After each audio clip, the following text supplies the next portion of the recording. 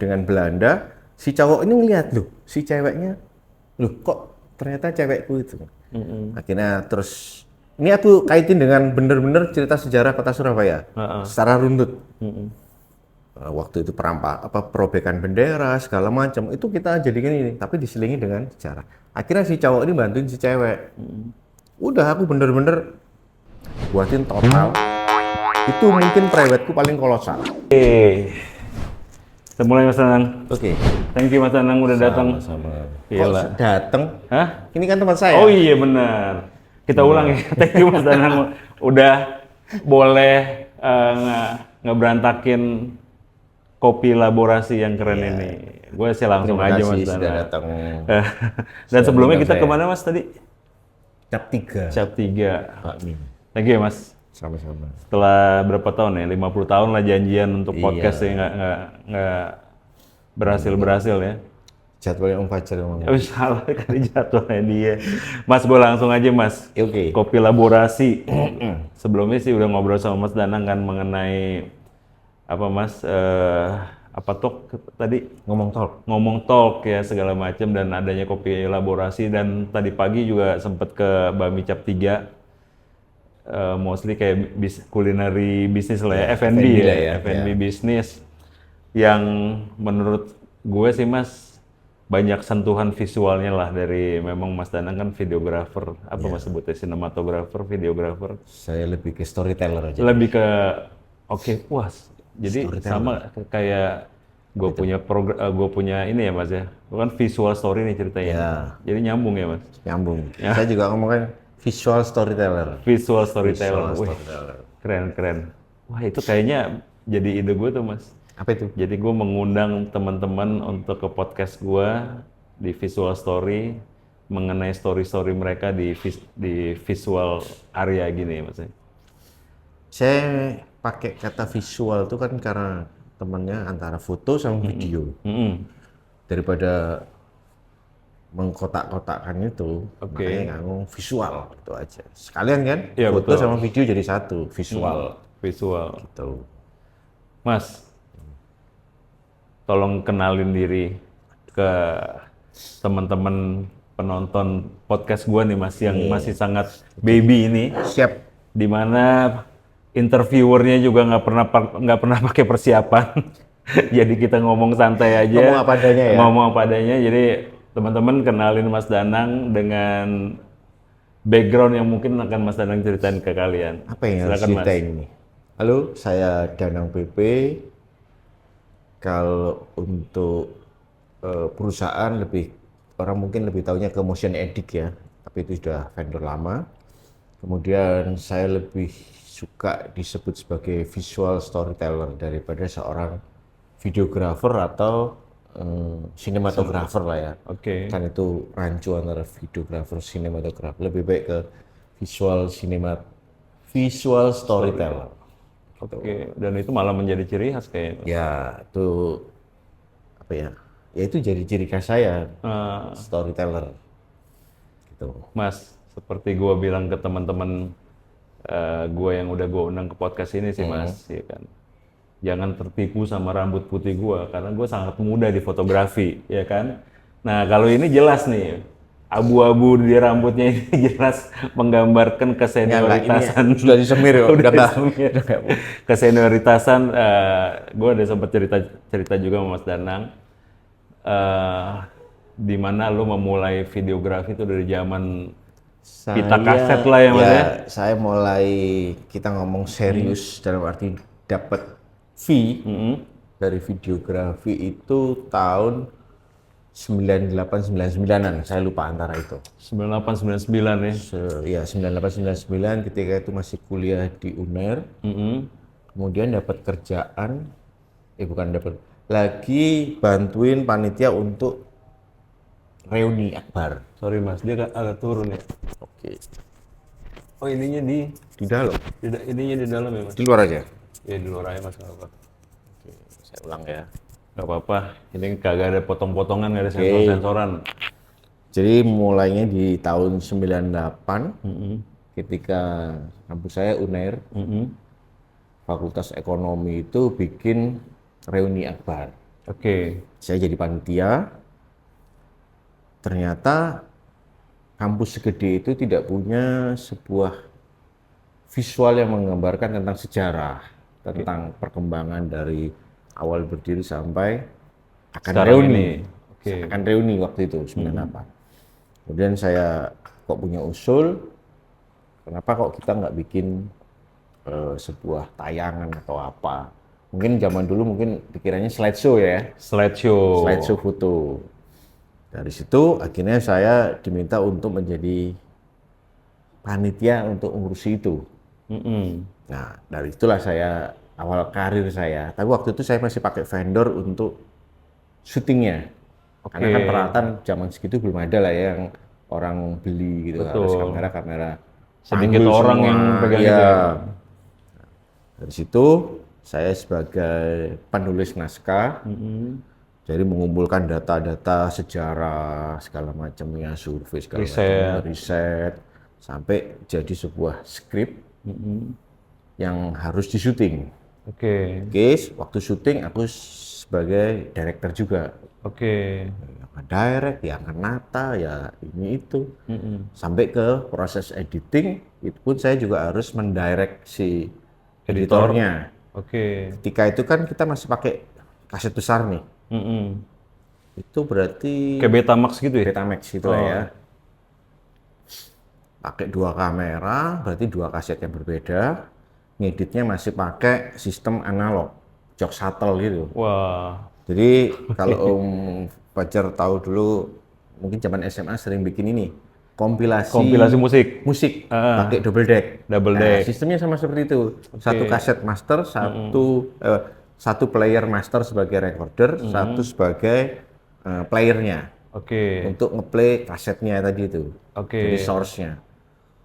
Jadi di pause, Pause, record. record, pause, play, record itu terus. Nah, dari situ tuh saya juga belajar ngedit. Karena daripada saya mendirect si editornya. Karena saya pelajari, oh ternyata ngedit itu cuma begini, motong gitu. Cut-to-cut ya. Nah, kalau gitu aja saya juga bisa. Oke. Daripada saya harus mendirect, Mas, gambarnya yang ini. Dia nyari Ribet lama jadinya. kelamaan, lebih baik saya karena waktu itu kan saya juga yang catat time code segala macamnya. Oke. Zaman itu harus dicatat time code-nya. Belum ada thumbnail digital itu kan, kalau sekarang kan tinggal dilihat thumbnail-nya, oh ini gambar yang mau dipakai. Itu kan harus dicatat detik berapa gitu. Ini ribet, saya ngedit. Oh ini. Ternyata kok keasikan. Dari situ project-project video dari kampus tuh berapa kali, aduh. Oh. Nggak apa-apa mas. Ntar. Nggak apa-apa, santai mas. Nanti dulu. Memang orang sibuk begitu kan, berarti benar gua kan? Enggak. Banyak, Yang banyak orang nyari. Lagi utang mungkin. Yang bertahun-tahun nge-booking dia tuh gua sebenarnya. Tapi kopinya gokil ya. Ini gua udah 2 kali nih, 3 kali minum kopi sini. Jadi edit ya mas, ya lanjut? Dari edit. Setelah itu kerjaan ada lagi dari fakultas yang lain. Kampus ke kampus? Kampus ke kampus. Habis itu, setelah itu saya mengembangkan usaha menjadi I.O. Event Event organizer yang juga butuh video. Oke. Udah, lama-lama begitu terus. Jadi lebih ke korporat. Awal-awal karir itu lebih ke korporat. Itu masih di tahun 90-an berarti? Sebelum 90-an. tahun 2000-an? Iya, 90-2000. Awal-awal 2000 lah ya? Awal-awal itu ya. Nah, yang beneran serius untuk masuk ke dunia apa namanya video era digital itu sekitar tahun 2002. Oke. Saya diajak masuk ke sebuah PH di Surabaya, punya teman. Itu kerjanya banyak ke TV ads. Oh, oke. TV ads sama waktu itu lagi marak ini. Perusahaan lokal itu bikin ads untuk taruh di lift, hotel, Oh, ya kan? iya. Itu apa namanya ya? TV media lah TV zaman itu media, ya, betul. untuk lokal-lokal gitu. Nah, itu kesempatan kita banyak ngerjain ads lah ya itu ya. Kayak buat hotel, Buat buat di hotel, TV kamar ya. gitu kan? Ya kayak gitu-gitu. Terus beberapa instansi pemerintahan juga. Kemudian tahun berapa gitu, saya mulai ke wedding. Oke. Wedding itu mungkin 2004, 2005. Oke. Udah digital kamera dong itu? Belum ya? Belum, waktu itu kameranya masih pakai mini DV. Oh, mini DV. Mini DV, Oh, era mini DV tuh ya. era mini DV. Akhir-akhir lah ya berarti ya. Akhir-akhir sebelum ke digital ya. 2000 Habis mini DV kan udah ya mulai 5D. 2000 sekian. Waktu itu kameraku sudah pertama kali belajar kamera syuting, pegang kamera tuh pakai Canon SL1 kalau pernah tahu. SL1 gila. SL1 itu dulu kamera yang lensanya bisa diganti juga udah. PLC. Dan sudah manual. Hmm. SL1 dulu terkenalnya untuk videografer Nat Geo. Oke. Karena lensanya beneran bisa diganti. Iya. Kalau pakai yang, tapi itu sistemnya mountingnya beda. Oke. Mountingnya mungkin bayonet mungkin ya, seperti itu. Gua nggak tahu tuh kayak gitu gituan. Nih, lanjut Mas. Dari situ Tahuannya seniornya ya. ada ada klien-klien yang terdahulu itu ternyata anaknya nikah. Oke. Tanya bisa nggak Oh, dari klien komersil, anaknya ada yang mau klien, nikah. Awal-awal awal-awal. wedding ya. Ternyata kok kerjaan wedding tuh menyenangkan juga. Gitu. Kerjaan wedding menyenangkan ternyata terus berlanjut. Cuma itu hanya untuk supaya asap dapur mengepul. Oke. Yang penting ada kerjaan untuk biaya operasional segala macam. Padahal yang utama ke korporat. Nah, tahun berapa itu ya? Kita dapat kerjaan nih, wedding gede. Wedding gede gubernur. Waktu itu Pak Imam Utomo. Surabaya ya? Jawa Timur. Gubernur ya, Jawa Timur. Videonya kita. Fotografernya Babe Darwis. Babe Darwis. Iya. Oh, disitulah lo kenal. Aku kenal Mas Darwis ya? tahun sekian lah itu ya. Akhirnya kok Babe, Mas Agus tuh suka dengan kerjaan kita. Karena kita juga orangnya ya kocak-kocak itu mungkin ya. Nah, gitu. Jadi hasil itu nomor 2, yang penting kocaknya Yang dulu. penting happy ya. Yang penting happy. Babe kan seneng juga gitu kan. Akhirnya kita diajak Jakarta, dikasih kerjaan-kerjaan Jakarta. Waktu itu Babe lagi tinggi-tinggian nih di wedding. Dia ngerjain weddingnya Kapolda, Menteri, terus DPR, segala macamnya. Kita dapat kerjaan-kerjaan itu. Terus ada beberapa juga korporat. Dan puncaknya ketika kita ngerjain weddingnya Krisdayanti sama Raul. Wede. Itu diajak Babe. Oh, tim Fotonya up terus Babe. nih Tim sama up terus Mas sama Babe. Darwis. Ya. Nah, dari situ yang membuka kesempatan kita untuk lebih maju. Oke. Akhirnya di Surabaya kita mulai dikenal orang. Jadi turning point lo di Di KD. KD KD wedding dia ya. bener-bener ya. Ternyata wedding ini duitnya enak. Iya. Kenapa aku bilang enak? Nomor 1 Cash. sebelum event. Sebelum event, Nah, benar. itu paling enak. 100% ya. 100%. Dan waktu itu belum ada namanya endorse. Iya. Ya Semua bayar orang aja. bayar, ya. Ya, semua orang bayar. Itu termasuk KD. Terlepas dari siapa yang itu. Nah, ada yang lucu waktu di kawinannya KD itu, kan kita videografer semila ya. Wartawan-wartawan tuh pada nggak boleh masuk. Oke. Mereka tuh hanya bisa relay dari gambar kita. Oh, relay dari gambar. Oke. Dari gambar kita dikasih ke screen, mereka DVD. ngambil. Mereka itu pada mau beli gambar kita. Oh. TV, terus ada gosip-gosip itulah ya. Iya. Namanya media gosip itu minta mau dibeli. Laku tuh ya, Mas. Kayak gitu Tapi ya. kan kita takut lah ya seperti itu, kan kode etiknya nggak boleh. Udah mau dibayar begini, gini nggak mau. Begitu acara selesai, terus tanya, ini gimana ke manajemen ini? Ya udah nggak apa-apa, harusnya jual aja. Aduh, tahu gitu kan dapat uang banyak. Harusnya nggak apa-apa, katanya Harusnya nggak gitu. apa-apa. Dia ngomong gitu, ya udah nggak apa-apa, kasih aja. Ya, ya udah nggak jadi. Kan menarik itu. Kan Iya benar, ini peluang nih. di Mulia acara gede itu kan acara waktu itu kan lagi Iya, acara dan gede-gedenya dia kan. juga lagi Hits-hitsnya hits-hitsnya. kan. Wah, pernikahan Diva. Ya. diva waktu itu kan agak kontroversi juga kan gitu kan. Tiba-tiba menikah sama Raul itu. Sudahlah ya, itu rezekinya sudah cukup sampai situ. Tapi itu yang membuka rezeki kita di Surabaya, Indonesia juga.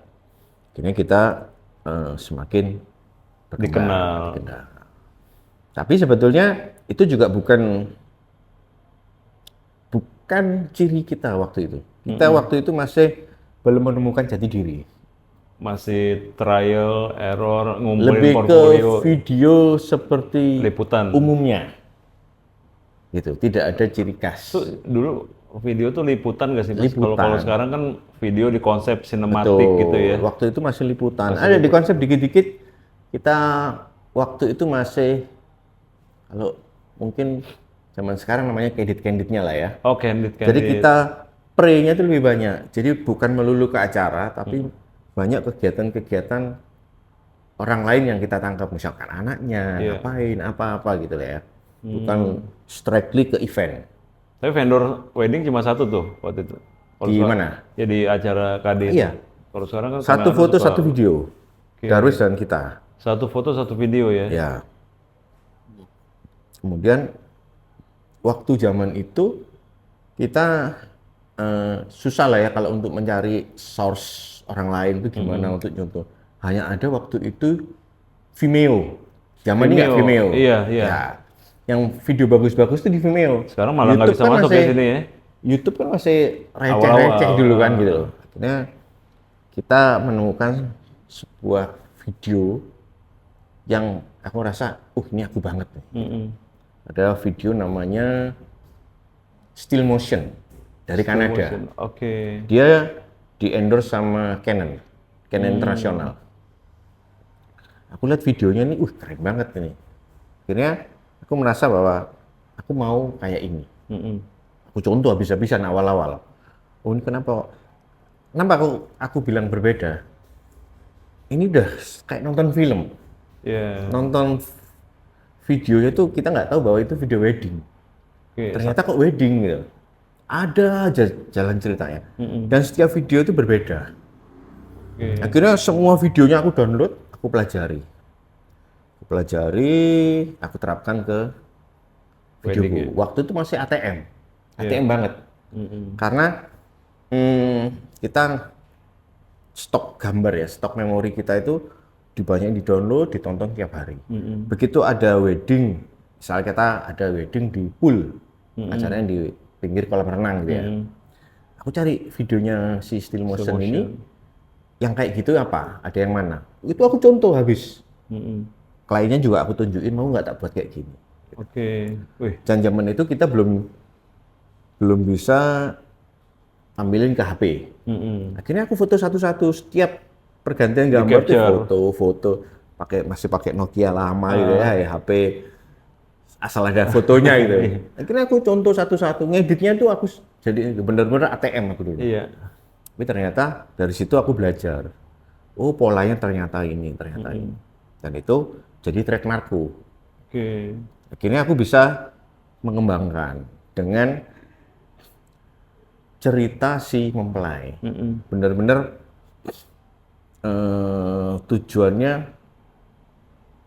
tujuanku untuk bikin video wedding itu aku tidak menyenangkan banyak orang. Customerku adalah mempelai. Tujuanku gimana caranya kamu lihat video ini nangis, gitu, terharu, nangis bahagia, dan long lasting, bener-bener yang long lasting, yang tidak mengikuti tren.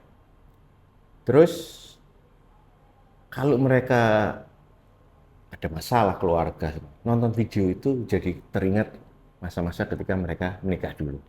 Dan itu terbukti banyak klienku yang masih jadi teman gitu kan. Tuh kalau ketemu tuh ngomong videomu masih tak lihat loh. Itu kan seneng kita lihat ya. Berarti videonya itu long lasting benar. Long lasting gitu. Value-nya ya, Mas. Akhirnya kita menetapkan bahwa ciri khas kita adalah storytelling Di sana ya. di situ. Mas, wah menarik banget ya. Storytelling itu kan sekarang, apalagi sekarang nih Mas ya. Aku kan sekarang juga lagi lihat-lihat banyak mengikuti tren lah. Sekarang kan video nggak sesulit yang tadi Mas Danang bicarakan kan. Untuk kayak mencari referensi aja susah. Kemudian mau bikin kayak storyboard kayak begitu, lu mesti capture kamera nggak sebagus sekarang, boro-boro video gitu ya. Jadi untuk ngedapetin formatnya itu kan, format yang kemudian Mas Anang bilang, ini lah gue nih. Ya. Itu kan sekarang dimudahkan. Dan hari ini nih Mas, kalau aku amatin, semua hal ya Mas ya. Dari sosial media, gimana kita buat konten, gimana kita mempromosikan produk, hampir di segala aspek itu selalu dibilangnya, lo mesti menjadi storyteller. Betul. Untuk bisa lebih stand out, untuk bisa karya lo itu lebih punya value, lebih ada yang di-create kayak Mas Danang bilang, orang nonton video gue nih, target gue adalah nangis nih, ada emotion. Oh, bikin video target gue adalah orang ketawa, gembira, ya kan. Bikin video orang bisa benci gitu. Ada juga nih yang pakai sana-sana Mas. Artinya storytelling itu benar-benar dibutuhin hari ini. Betul. Nah, Mas Danang punya format kan, ya mungkin bisa share ke teman-teman juga. Dan aku nanya ini memang aku pengen gimana sih sebenarnya yang dibilang bikin storytelling output gitu ya, storytelling video lah, storytelling konten gitu ya Mas. Ada formulanya nggak sih dari Mas Danang sendiri Mas? Awalnya itu aku mempelajari sendiri. Ini kenapa kok begini gitu ya. Terus si Still Motion ini akhirnya bikin video tutorial segala macamnya, bedah karya aja. Itu yang ternyata itu sama yang aku lakukan, cuma beda di nama gitu aja. Nah, kesempatan itu sempat dulu Still Motion itu ke Indonesia bikin workshop. Oh, tahun berapa Mas? Sayangnya aku nggak bisa ikut, yang ikut timku. Karena saya sudah terlanjur beli tiket ke Singapura untuk datang ke Broadcast Asia. Oh, Broadcast Asia. Wow, sudah beli tiket, ternyata keluar pengumumannya itu. Dan tapi tim Mas Danang ikut? Aku ikutin satu. Lumayan itu bayarnya waktu itu, tahun segitu tuh bayar 9 juta atau berapa gitu. Gede Mas. Iya, tahun berapa ya? Lupa. 2000 something lah 2000 something. Aku tuh bener-bener menggilai Still Motion sampai semua gearnya aku ikutin. Awal-awalnya dia tuh masih pakai kamera gede, kamera digital Sony yang kamera recording lah ya, ngomong. Tapi yang membuat beda adalah dia ada konverternya di depan, jadi di lensa ini pasang konverter. Konverternya itu untuk lensa foto. Oh, lensa foto bisa masuk ke sana, adapter ya? Adapter. Tapi adapternya jadi kebalik. Jadi ketika kita lihat monitornya, atas jadi bawah. Iya, karena kan dia pakai prisma. Iya, pakai prisma. Dia waktu itu sudah pakai Steadicam, pakai yang namanya slider. Slider itu di sini belum ada. Barang mewah tuh ya? Dan masih gede ya? Dan masih gede banget Mas. Adanya dolly track kalau di sini, yang slider belum ada. Aku bikin sendiri. Pokoknya besi itu bisa gerak ya. Kayak gotri lah apa gitu ya. Iya. Kemudian eranya waktu itu dia mempromosikan Canon baru. Kalau di Amerika namanya Canon Kiss. Canon Kiss. Masuk Indonesia namanya 5D Mark II. Oh, SLR. SLR. Begitu itu keluar, aku langsung ngikutin. Beli langsung? Aku langsung beli. Jadi kita tuh benar-benar Still Motion minded. Aku ingat ketika sudah pakai SLR, bawa si slider itu ke wedding, kan pagi kan salon ya, ke rias. Di situ kan biasanya kalau apalagi hari Sabtu Minggu vendor banyak. Saya diketawain banyak orang nih. Ini kamu cari duit niat apa enggak sih? kamu kan orang video, kok pakai kamera foto. Terus ini bawa apa untuk gini mainan aja? Tapi Kayak, mereka tahu itu kamera foto ya? tahunya kan kamera foto, kok bisa video?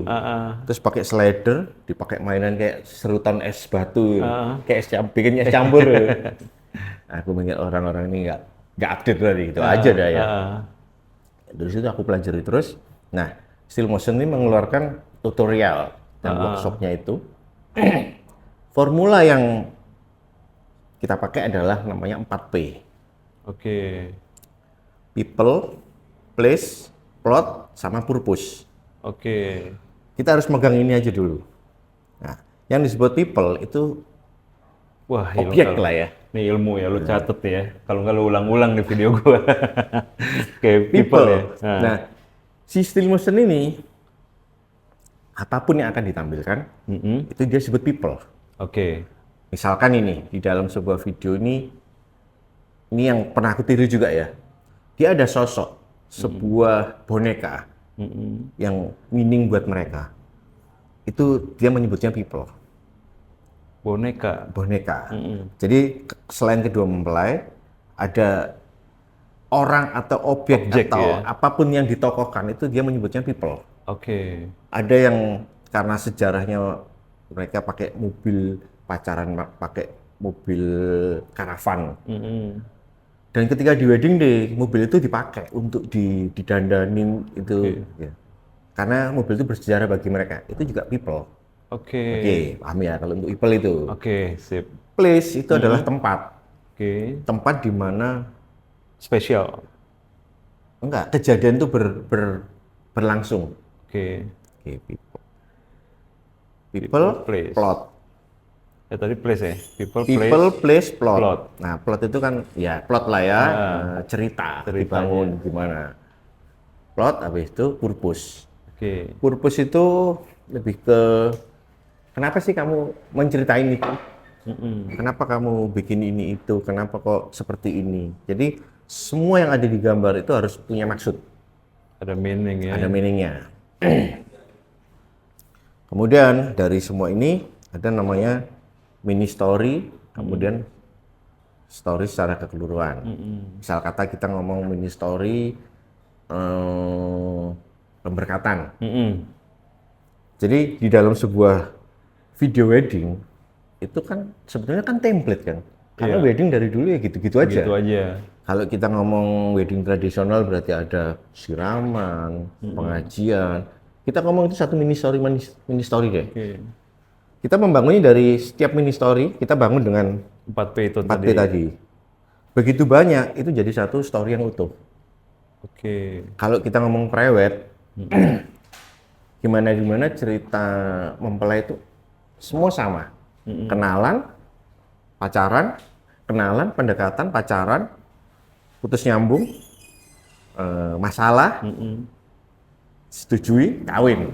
Intinya kan sebenarnya ke situ, tinggal ada yang nggak setujui nggak itu. Tapi gimana kita membuat cerita itu unik untuk masing-masing orang. Itu kita mengembangkan dari itu. Mas, kalau misalnya contoh misalnya pemberkatan sebagai mini stories nih, kan pemberkatan berarti mini story kan ya? Ya. 4P itu penerapannya gimana Mas? Jadi people-nya itu selain couple-nya Kita atau satu sampel ya yang Mas Danang masih untuk kemudian di-create menjadi story kan dari 4 elemen tadi. kita pernah ada yang mirip dengan yang Still Motion lakukan. Oke. Miripnya bukan kita nyontoh, tapi kebetulan sama secara Situasi. kisah. Ya, kisahnya.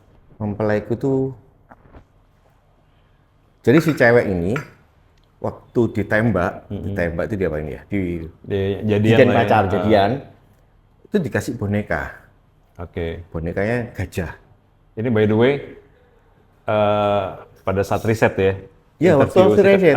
Oke. Waktu riset awal itu belum ngomong yang macam-macam. Paling ditanyain gimana kamu ketemu gitu-gitu. Jadi Ceritanya tuh flat saja. untuk ngebangun karakternya dulu nih ya.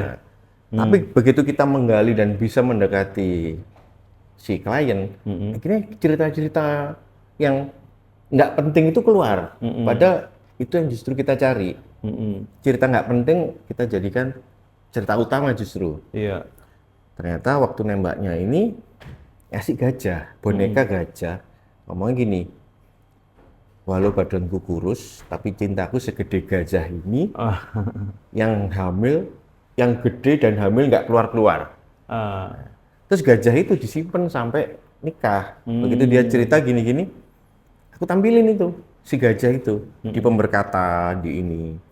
Bahkan aku sediain kursi khusus satu kosong untuk si gajah. Wow. Jadi diawali dengan dia cerita, nih si gajah gini-gini, sampai ke pemberkatan si gajah ini sebagai saksinya. Iya. Tuh, salah satu itu. Terus ada lagi mempelai yang biasanya cowok itu kalau disuruh cerita susah.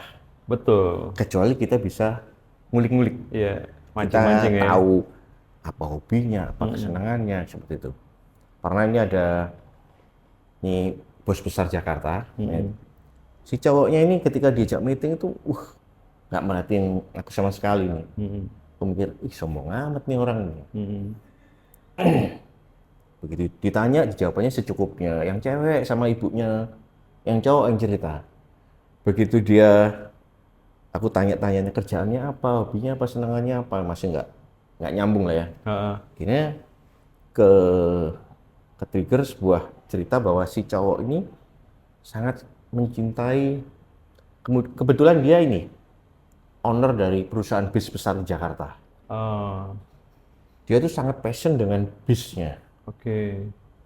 Bahkan dia sempat waktu tunangan, dia ditunggu di hotel, tuh nggak datang-datang sama keluarganya. Dipikir, wah ini anak ini mangkir nih, mau melari. Ternyata enggak, dia justru mau bikin selamatan sendiri sama driver bisnya dulu. Oke. Terus dia seneng nyetir sendiri bisnya Surabaya Bandung, bawa penumpang. Jadi sopirnya itu suruh jadi aku yang nyetir. Kan dia berarti passionnya di situ. Dengar gitu terus aku tanya, bismu yang paling bagus apa? Terus dia mulai jawab ini. Punya bis yang bisa gini nggak? Bisa gini nggak? Dibawa ke Surabaya bisa nggak? Buat apa mas? Mobil weddingmu apa? Rolls Royce ini mas, ganti sama bismu aja. Tak gituin kan? Mau nggak? Mau mas. Wah ini baru aku dapat kliknya kan. Tapi kamu harus prepare dulu. Kamu nyuci bis, prepare. Jadi bisnya ini dibuat kayak bener-bener dihias, di makeover lah untuk acara wedding itu. Tapi tidak semudah itu. Akhirnya koordinasi harus sama pihak hotel. Boleh nggak ini bisnya di sini gitu. Akhirnya kok semuanya terlaksana. Nah, biasa nih ada adegan cat pastel itu supaya cewek sebelum menemui cewek sebenarnya kan, cowok ya. Itu juga namanya berjodoh ya. Aku buatin, mas mainannya nanti apa? IO-nya tanya. Aku masih bingung. Ternyata nemu ini remote control, tapi bis. Nah, bisnya itu masih bis Jepang. Yang pintunya dibuka, ketika pintunya dibuka terus ada suara kayak bis di Jepang loh. Iya, ada suara. Anda sudah sampai di sini, tapi bahasa Jepang. Itu. Jadi misinya adalah si cowok harus ngirim surat ke ceweknya pakai bis tapi dari luar pintu. Basementnya yang ngarahin kiri kanan. Jadi konsultan. Iya, aku jadi konsep weddingnya yuk. Nah, akhirnya itu yang kenal orang. Kalau IO tahu mempelainya ribet, terus selalu videonya ke aku. Jadi itu justru kelebihanku adalah jadi konsultan wedding untuk acara mereka. Dan nggak gampang juga kan mas untuk komunikasi kayak gitu ya. Iya. Pinternya ya aku ngomong kelebihanku mungkin ya. Itu jadi bisa ngulik-ngulik orang yang awalnya nggak mau ngomong jadi ngomong. Nah mas, kalau yang dua tadi ya, kalau dari 4P tuh, itu kan people-nya nih. Iya. Jadi kayak yang tadi boneka gajah, berarti people-nya di situ ya bisa si couple-nya, si boneka gajah, atau mungkin orang tuanya, bahkan tergantung si dari story-nya, atau bisnya gitu. Kemudian tadi yang kedua adalah place. Nah, dari dua contoh ini, atau salah satu aja gitu, di place-nya itu apa mas? Place itu lebih ke sebisa mungkin sebetulnya aku pengennya itu kalau misalkan kita ngomong prewed ya, itu place yang menggambarkan ketika awal mereka ketemu misalkan, atau gimana. tapi benar-benar digambarkan serealistis mungkin. Oke. Gimana caranya gambar kita cerita tentang A ya harus tempatnya A gitu. Nggak boleh, Kalau masih memungkinkan disamperin gitu ya tempatnya. misalkan kita mau ngomong tentang dunia malam, tapi nggak mungkin kita syuting siang kan gitu. Iya. Kita pernah ada prewed yang ini kocak juga, karena ketika dia cerita, dia ini keliling banyak negara, karena kenalan dan jadiannya itu ketika ikut rombongan wisata. Mati nggak? Bahkan cerita cinta mereka itu antara kota antar negara. Long distance. Ya, pusing kan? Ini harus gimana ini? Akhirnya aku coba berpikir, benda apa atau apa yang bisa menggambarkan banyak negara tapi kita ngerjainnya simpel. Globe. Wah, kalau globe kesulitan. Kita mau ngapain nih pakai globe? Akhirnya terbesit sebuah benda yang bisa menunjukkan banyak kota segala macamnya adalah papan monopoli. Oh, papan monopoli. Ya, papan monopoli. Tapi isinya kan ini negara, ini apa objek wisata gitu. Tapi itu udah kita gambar itu kita atur. Nanti lari berapa itu. Jadi pakai itu. Awal mula ketemu di bandara. Kita ngeset. Ini kita berapa negara itu? Udah banyak negara. Tapi syutingnya hanya 1 hari dan di satu rumah. Jadi yang ada kacanya, halaman kacanya aku buat kayak airport. Oke. Sebelum Ngakalin boarding. set nih ya, ngakalin set ya. Set. Sebelum boarding kita dibuat, oh ini kan kaca-kaca, oh bisa lah boarding. Kan ketemunya karena pas di boarding. Ya ini ngeliat, cewek ini aneh banget. Mosok mau wisata pakai celana model kayak gini. Jadi awalnya itu sebenarnya dari situ. Gitu. Ini orang ini mau ke luar negeri, tapi kok pakai celana model kayak gini gitu. Iya. Itu adalah kata-kata pertama si cowok. Kita gitu kan. Place adalah si. Iya. Wah, kemudian dia pindah kemana-kemana, kita ngeset. Ini bener-bener ngeset, tapi ya nggak yang terlalu ribet kayak orang film, tapi yang penting bisa menggambarkan. Katakanlah kita nembaknya di bioskop, di teater gitu. Ya aku buatin aja kursi dijejer-jejer, pakai proyektor, terus ada gorden merah gitu sebagai kita kan kalau dulu masuk bioskop kebuka, gitu. Udah gitu aja. Yang penting simple menggambarkan place-nya. Kalau plot kan tadi udah cerita masing-masing gitu. Purpose juga gitu. Kenapa kok cerita ini dimasukkan? Kenapa harus itu? Untuk menjelaskan. Betul. Nah dari situ kan storytelling-nya terbangun. Wih. Gila ya. Tujuan gini, ini sering terjadi adalah ketika orang datang ke wedding, itu kan orang disuguhin dengan makanan kan. Iya. Orang tidak fokus dengan layar. Ada cerita private ditampilin segala macam video. Kalau orang ditanyain, gimana kemarin weddingnya ini? Oh bagus. Lihat videonya nggak? Enggak. Lihat nggak? Lihat, gimana cerita? Ya segitu itu. Aku nggak mau yang kayak gitu. Aku pengennya itu benar-benar dikonsep ketika filmku mau tayang, film private itu tayang. Aku minta, aku ngeset, ikut bantu tata rundown.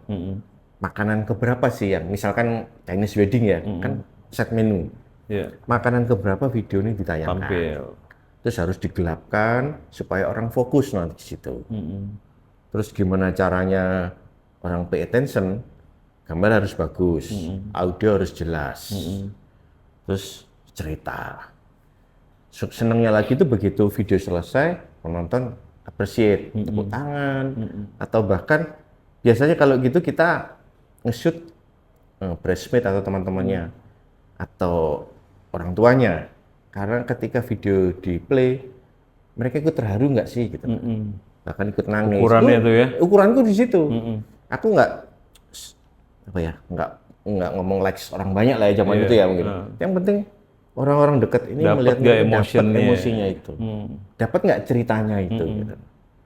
Sukanya lagi ketika kita capek-capek syuting, capek banget, begitu pulang dia ngomong, terima kasih ya, ceritanya bagus sekali, aku nangis. Itu penghargaan yang Dibawa luar pulang ya, biasa. Bawa diingat. pulang diingat. Bahkan mungkin nonton bareng lagi gitu ya Ya, sama couple-nya ya Mas ya. Dan itu ya Mas, menurut gua itu sih keren banget sih ya Mas. Karena ya di dunia visual ini kayak fotografi, videografi, sinematografi atau apapun itu, hari ini untuk dapat gambar bagus kan nggak sesulit dulu.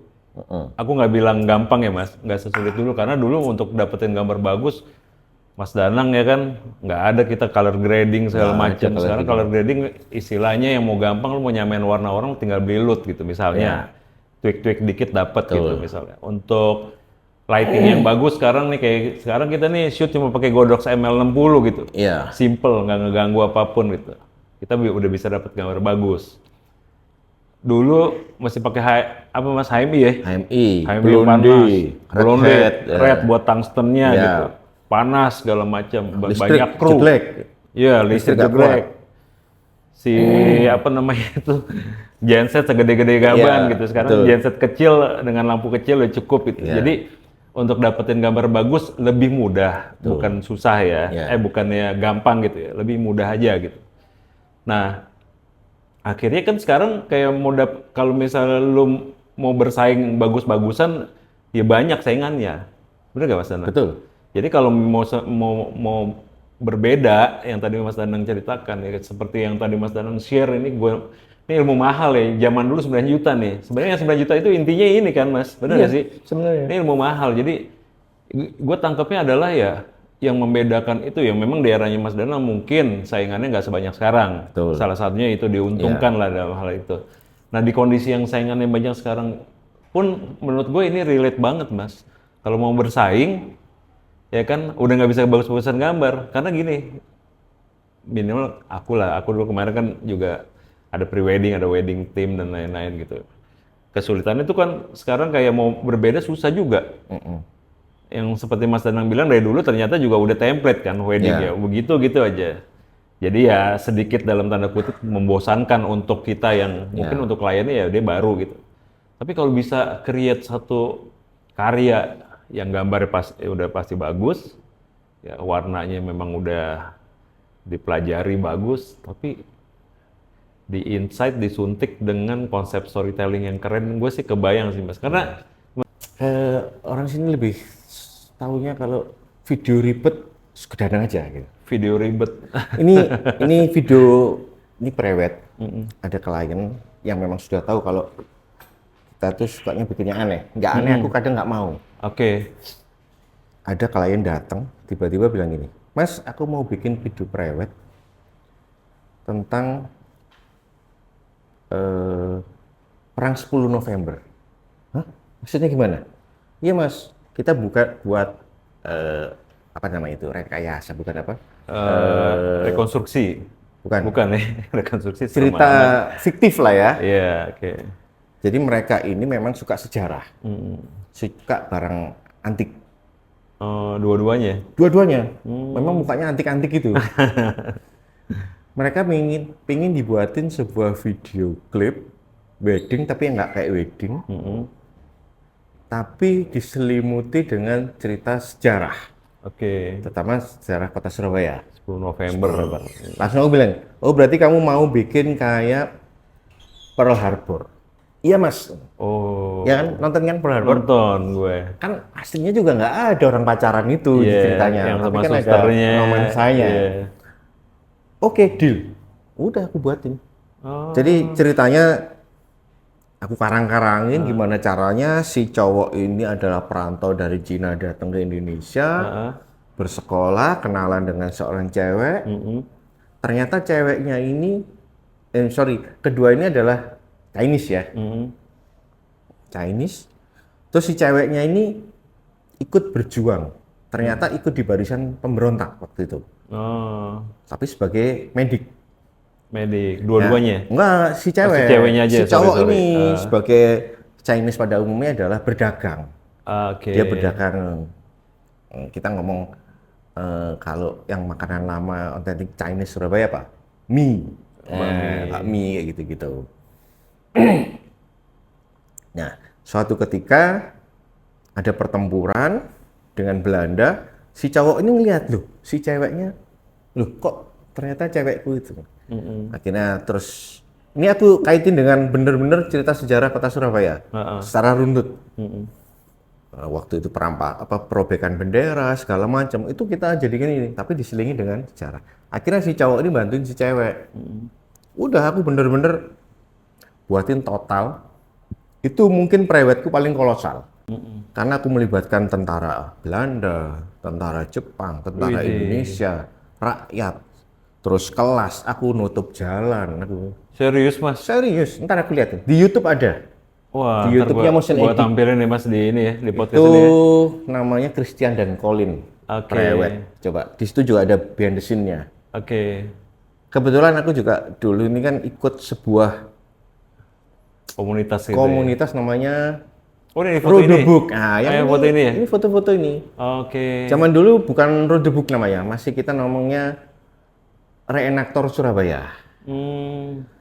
Jadi hobi lain selain wedding, selain fotografer, saya adalah tukang lenong sebetulnya. Jadi setiap hari Minggu itu kita outfit pakai pejuang lama, senjata-senjata senjata lama, lama itu ngelenong keliling-keliling, terutama kalau di hari-hari besar Surabaya kayak 10 November, sepeda ontel gitu sepeda ya. ontel itu.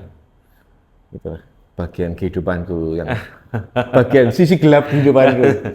Nah, untungnya itu teman-teman aku gerakin, aku buatin gitu. Mereka jadi ini jadi talentnya. talentnya. Wah, seneng banget itu. Bisa dilihat nanti di YouTube-nya. Iya. Itu dan kerennya mereka ini, mereka itu juga niat. Wedding day-nya di Mojopahit. Hotel lama juga. Perobekan Hotel 10 tempat November perobekan itu kan. bendera. Terus stall-stall makanannya dibuat gubuk-gubuk. Nah, screen-nya pakai di model layar tancap, dikasih kursi-kursi panjang banyak, keren banget itu. Waktu Ya, itu weddingnya lo yang shoot juga dong? aku weddingnya Berarti ada dong videonya? Ada nggak, weddingnya ada. Masih ya? Terus yang lucu lagi, Brad Smith sama groomsman-nya ketika masuk gereja pakai baju pejuang dong. Pendetanya sampai geleng-geleng kepala. Yang cewek pakai kebaya encim, yang cowok pakai baju pejuang. Masuk gereja baris gitu. Goblok Wah mas, sekarang wedding kayak gitu udah jarang kali mas ya? Dulu tuh sering banget dapet weddingnya aneh-aneh gitu.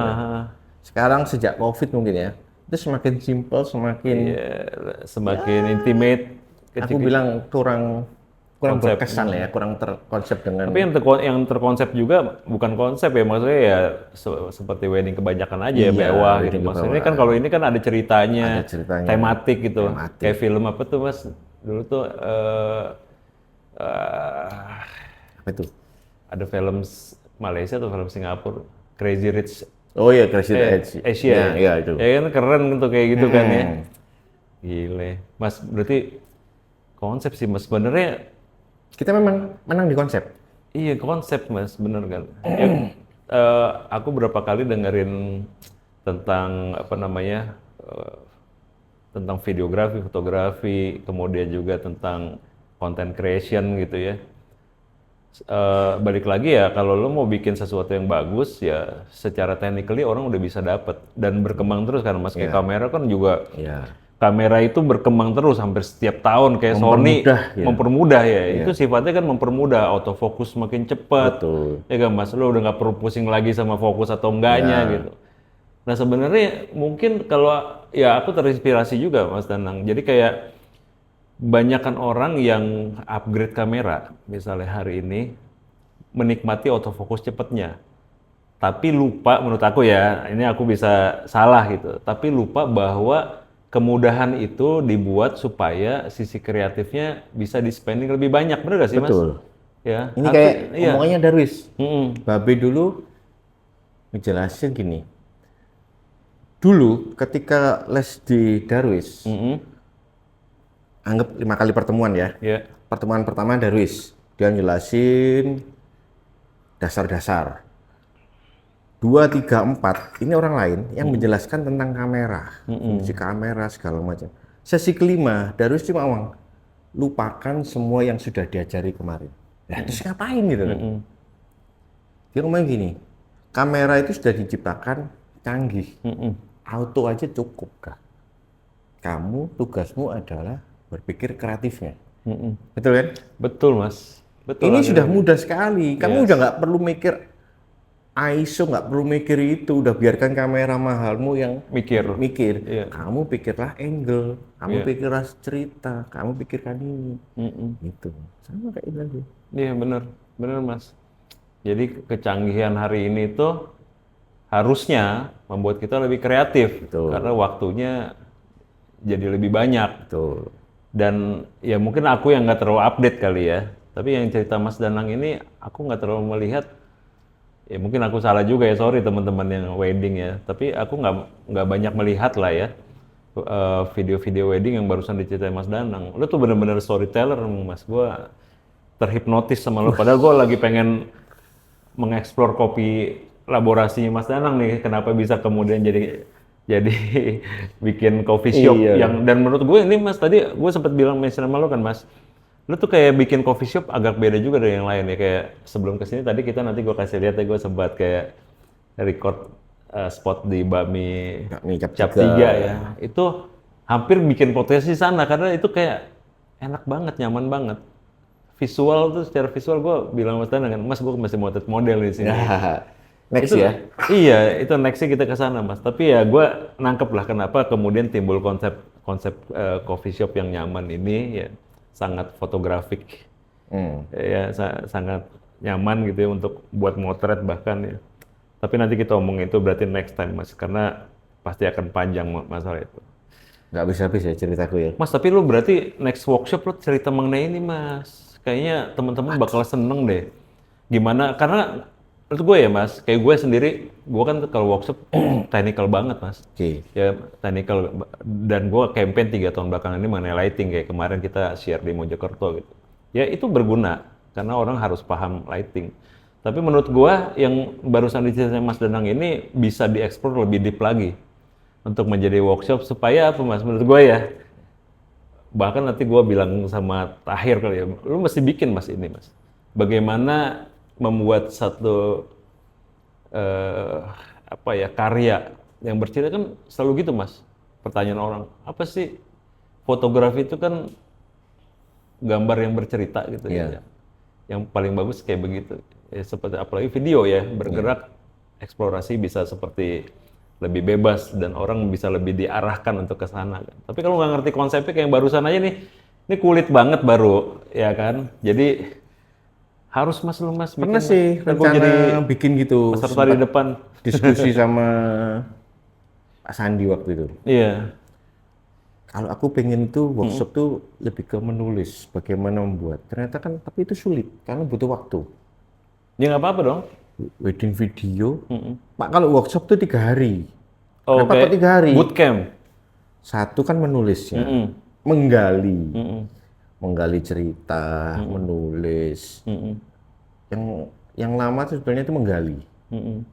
Kadang-kadang tuh pertemuan pertama, kedua tuh nggak keluar cerita-cerita uniknya. Ketiga baru keluar. Mungkin sudah trust ya si klien sama kita, atau mungkin awalnya dia hanya bercerita apa yang dianggap penting. Ternyata yang nggak penting itu bisa dijadikan sebuah cerita. Lebih dalam. Nah, setelah itu kita bikin narasi kan, itu akan lebih cepat ketika kita sudah tahu semua ceritanya. Iya.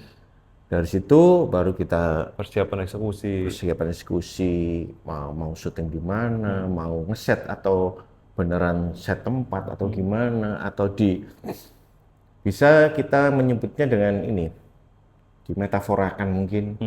Kan mau cerita tentang A itu nggak harus A, tapi diceritakan melalui B aja bisa kadang-kadang gitu loh. Metafora. Karena kan terlalu susah untuk syutingnya gitu.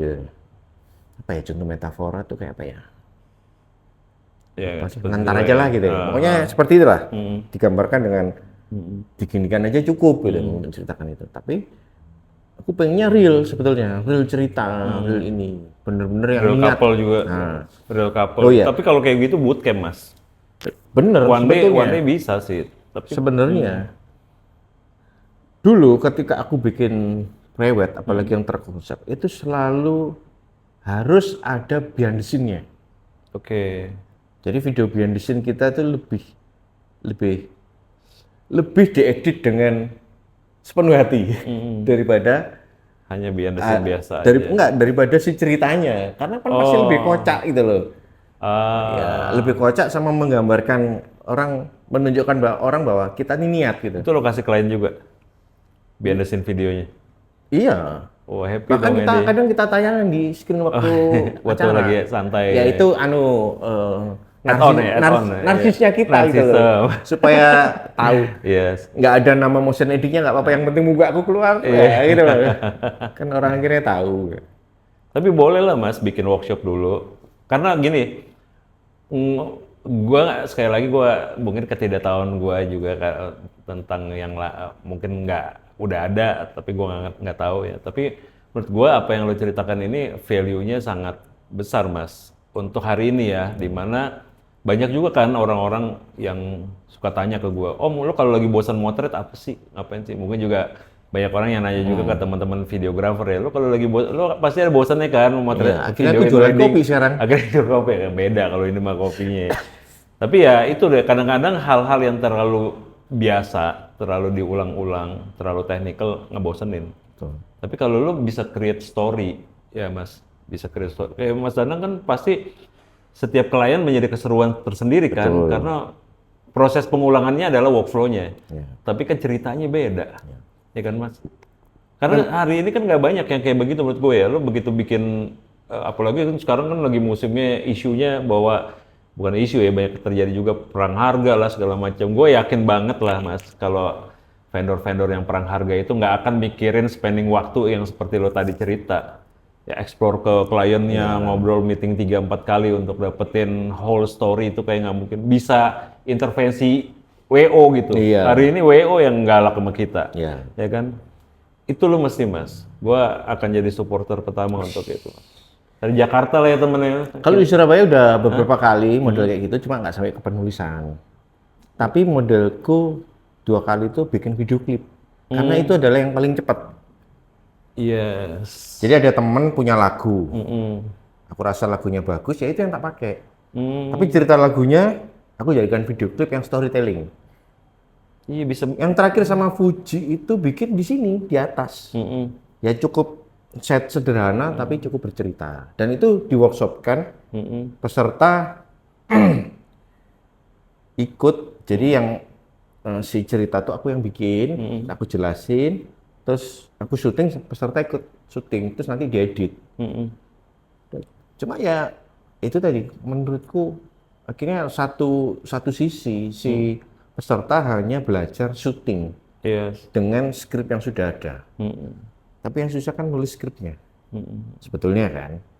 Iya, benar Mas. Menggali dari, kalau itu kan dari lagu, gimana sih lagu ini menggambarkan tentang apa? Interpretasinya kan kemana ya? Oke, tak gambarkan ke ini deh gitu. Padahal sebetulnya ceritanya tentang aku, tentang sosok A, tapi tak jadikan sosok B kan nggak apa-apa, yang penting ceritanya sama gitu. Karena kalau cerita yang aslinya terlalu berat misalkan, eksekusinya susah. Aku lebih ke gimana caranya eksekusinya yang paling mudah. Tapi pesannya dapat. Karena ini kan sebuah workshop. Kalau yang beneran kan kelamaan. Iya. Kebalikannya kalau private, aku eksekusinya yang paling susah harus. Kalau nggak susah aku nggak mau, nggak ribet aku nggak mau gitu. Karena supaya nggak bisa ditiru orang lain mungkin, atau karena orang lain belum melakukan. Terus supaya kalau di BTS bagus. Dan itu pembedanya Mas, ya kan nggak bisa ditiru orang, dan ya kalaupun ditiru secara format juga akhirnya ujungnya setiap orang akan punya karakter masing-masing. Mas, ya kan kemarin dia khawatir kita ngomongin apa di podcast. Ternyata ya inilah Mas, gue senangnya sama podcast gini bisa dapat banyak knowledge ya Mas, karena gue selalu bertanya atas ketidaktahuan gue, dan hari ini gue dapat value yang banyak banget, inspiring Mas. Dan mudah-mudahan teman-teman yang nonton podcast ini juga bisa dapat manfaat dari apa yang Mas Danang ceritain. Dan gue berharap banget Mas Danang bikin ini sebagai workshop sih Mas. Gue nggak tahu nanti formatnya kayak gimana, tapi menurut gue ini harus ditularkan untuk kita dapat teman-teman yang punya karya yang bagus dan dahsyat itu, yang ditunggu siap. Dahsyat. Mas lu terakhir kapan bikin video story? Terakhir aku Atau lu bikin untuk korporat sih. Rata-rata kerjaanku sekarang banyak korporat. Korporat itu kan nggak bisa 100% storytelling kita kan. Karena kan kita menceritakan tentang perusahaan. Dan waktu ya. Iya. Nggak bisa yang gila. Bikin tentang kopi laborasi sama Bami Cap 3 dong. Nah, Maksudnya gua pengen aku sukanya lihat itu adalah membuat karya untuk punyanya orang, cuma punya aku sendiri. Iya biasa sih ya. Biasanya seperti itu kan? Dokter nggak ngobatin dirinya Nggak sendiri. diri sendiri. Aku kalau di coffee itu bikin video-video simple, Short ya. short, ya proses bikin kopi, ngapain gitu. Tapi belum sampai yang ke dalam gitu.